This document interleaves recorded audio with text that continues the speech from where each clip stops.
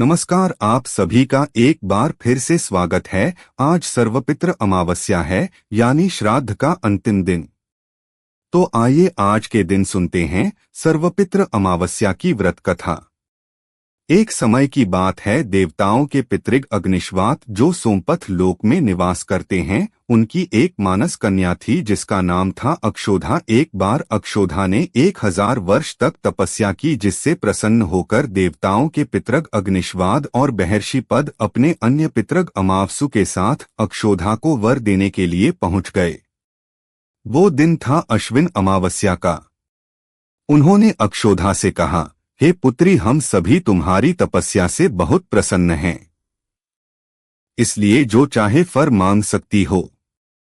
लेकिन अक्षोदा ने अपने पितरों की तरफ ध्यान नहीं दिया और उसका सारा ध्यान बहुत ही तेजस्वी पितरी अमावसु पर चला गया और वो पितरी अमावसु को पलक झपकाए बिना निहारती रही।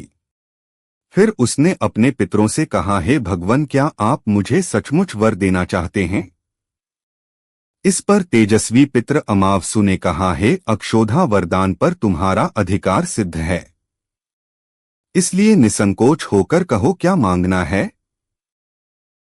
अक्षोधा ने कहा, भगवान, यदि आप मुझे वरदान देना ही चाहते हैं तो मैं इसी क्षण से आपके साथ रमण करके आनंद लेना चाहती हूँ। अक्षोधा के इस तरह कहे जाने पर सभी पितरी क्रोधित हो गए और उन्होंने अक्षोधा को श्राप दे दिया कि वह पितृक से पतित होकर पृथ्वी लोक पर जाएगी। पितरों के इस तरह श्राप देने पर अक्षोधा पितरों के पैरों में गिरकर रोने लगी। इस पर पितरों को दया आ गई और उन्होंने कहा, अक्षोधा, तुम पतित योनि में श्राप मिलने के कारण मत्स्य कन्या के रूप में जन्म लोगी। पितरों ने आगे कहा, भगवान ब्रह्मा के वंशज महर्षि पराशर तुम्हें पति के रूप में प्राप्त होंगे। तुम्हारे गर्भ से भगवान व्यास जन्म लेंगे। उसके उपरांत भी अन्य दिव्य वंशों में जन्म लेते हुए तुम श्राप मुक्त होकर पुनः पितृलोक में वापस आ जाओगी। पितरों के इस तरह कहे जाने पर अक्षोधा शांत हुई।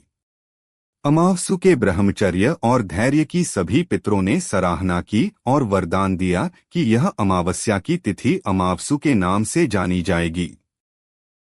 जो प्राणी किसी भी दिन श्राद्ध ना कर पाए, वो केवल अमावस्या के दिन श्राद्ध तर्पण करके सभी बीते 14 दिनों का पुण्य प्राप्त करते हुए अपने पितरों को तृप्त कर सकते हैं।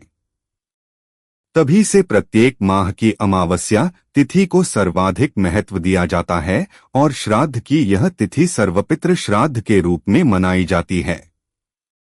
उसी पाप के पश्चाताप हेतु कालांतर में यही अक्षोधा महर्षि पराशर की पत्नी और वेदव्यास की माता सत्यवती बनी थी। तो यह थी आज की पितृ अमावस्या की कहानी। आपको यह कहानी कैसी लगी कमेंट करके जरूर बताएं। साथ ही मेरे चैनल भजन कहानी को सब्सक्राइब करना ना भूलें। धन्यवाद।